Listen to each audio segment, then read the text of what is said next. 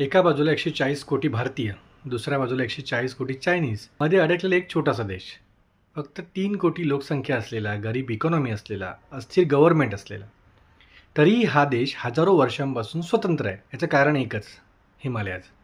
नमस्कार मित्रांनो, तुम्ही पाहताय जगात काय चाललंय. आता नेपाळ हा इंडिया आणि चायनामधला बफर स्टेट आहे.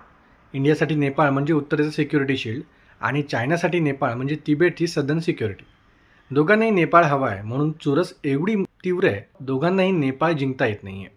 आता नेपाळची इंडियाशी जवळजवळ 1700 किलोमीटरची बॉर्डर आहे आणि चायनाशी 1200 किलोमीटरची. चायना BRI नेपाळला रोड्स आणि रेल्वेज बांधून देत आहे की ते भारताच्या इन्फ्लुएन्समध्ये येणार नाही या दृष्टीने. आणि भारत काय करते, नेपाळला ट्रेड, एनर्जी, कनेक्टिव्हिटी देते, कारण चायनापासून लांब राहण्यासाठी. नेपाळ दोघांना एकमेकांविरोधात बॅलन्स करण्यासाठी दोघांकडून पैसे घेतं. 2025मध्ये नेपाळमध्ये जेन-झी प्रोटेस्ट झाला, गव्हर्नमेंट कोसळली आणि मार्च 26मध्ये नवीन PM आले, जगातले सर्वात तरुण PM. यांनाही तोच क्वेश्चन आहे, इंडियाच्या जवळ जायचं की चायनाच्या. भारतासाठी नेपाळ किती महत्त्वाचं आहे ते पाहूया. नेपाळ भारताच्या 5 सेन्सिटिव्ह स्टेट्सना बॉर्डर करतो, जसं की सिक्कीम, वेस्ट बेंगाल, बिहार, UP, उत्तराखंड.